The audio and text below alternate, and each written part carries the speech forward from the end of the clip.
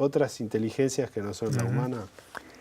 En ese experimento tiene un origen que era el famoso test de Turing, propuesto por el famoso Alan Turing, según el cual, para ser muy esquemático, y estoy acá denostando involuntariamente a Turing, al esquematizarlo, por favor, Turing, excúseme, Turing.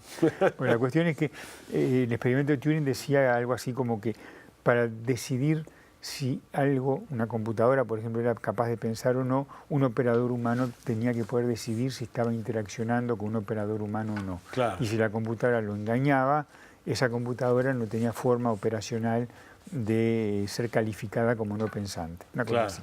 Entonces Searle inventó un experimento de acuerdo al cual en una habitación, que era la habitación china, había un operador que desconocía completamente el chino, pero que tenía instrumentos de traducción, y a través de una ranura por la que se podía intercambiar hojitas, podía recibir preguntas eventualmente en chino y eventualmente contestarlas en chino, desconociendo completamente sin saber el chino. chino. Entonces la cuestión era saber si el operador interno, que no tenía ninguna noción del chino, para quien estaba afuera, representaba a alguien que tuviese cognición china. Claro. Entonces, el asunto de la habitación china ha llevado a infinitos debates que siguen, porque hay gente que dice, eso refuta que poder responder de manera aparentemente inteligente sea entender. Claro. Pero por otra parte, la refutación de la refutación, es decir, viene a ser, tiene el formato de decir que, sin embargo, el operador que está dentro y que no entiende es como nuestras neuronas que tampoco entienden y que ejecutan. Entonces hay un interminable debate. Uno puede meterse en Wikipedia y evaluar las posiciones pro y contra, y en definitiva la noción de habitación china ha sido muy estimulante, pero no ha refutado ni ha aportado, ha replanteado un problema que subsiste planteado. Claro. Pero aquí ocurre, creo claramente, que muchas veces el tipo que está adentro no sabe nada de lo que está ocurriendo e intenta que los que están afuera puedan mantener un diálogo con otro interlocutor. Te invito a una última pausa y a la vuelta seguimos. Bueno.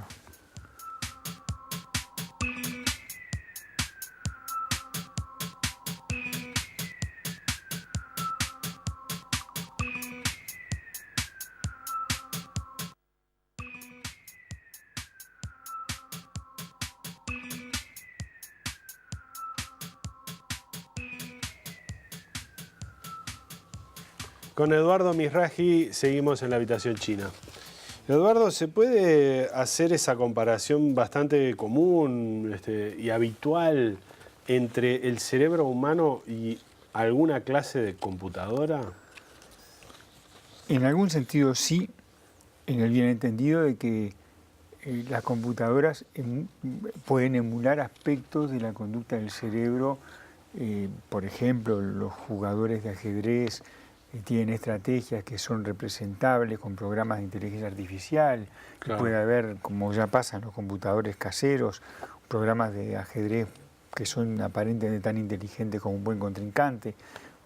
Eso en algún sentido parcial sí. Sí, porque hay una especie de emulación. No hay en absoluto una emulación completa de las actividades cognitivas que los humanos tenemos hoy en día. Por otra parte, las emulaciones de los programas que juegan ajedrez, por ejemplo, son basadas en estrategias de programación que no son similares a las que utilizan en cuanto a su física intrínseca, claro, por ejemplo, el cerebro. O supongo yo que la memoria también, el resultado puede ser el mismo. Yo recupero un dato que tengo guardado, pero quizá el modo como está guardado es diferente. En principio es diferente, y estas memorias de que yo hablaba en un bloque anterior, las memorias colectivas, robustas, justo fueron creadas buscando postulados de almacenamiento de datos distintos que los de las computadoras digitales. Hoy en día lo que podemos decir es eso. Lo que no podemos es extrapolar, saber si algún día las máquinas pensarán. Uno diría, hay un tipo de respuesta un poco agresiva que un biofísico como yo tiende a dar, y es, sin duda, las máquinas pueden pensar, por el hecho de que nuestro cerebro es una máquina física, solo que es una máquina extraordinariamente nanotecnológica, creada por la naturaleza y por la evolución, en cierto modo. Pero hay cosas como, por ejemplo, la intencionalidad, la conciencia.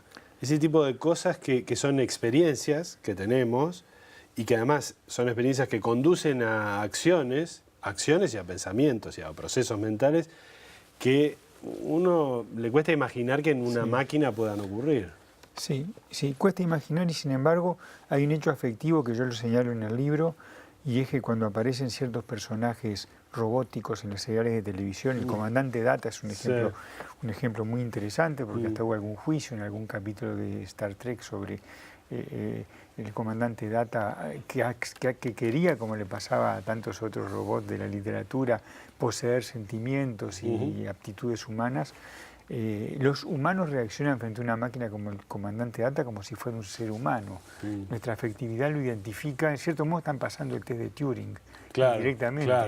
Claro. Entonces, es difícil, pero desde el momento que nosotros somos máquinas celulares, si conociésemos los principios de organización del cerebro, no es impensable que alguien pudiese artificialmente construir alguna entidad que tuviese también propiedades como las que nosotros tenemos, llegada a la miniaturización. Claro, ese es el tema clave. A la miniaturización adecuada. Yo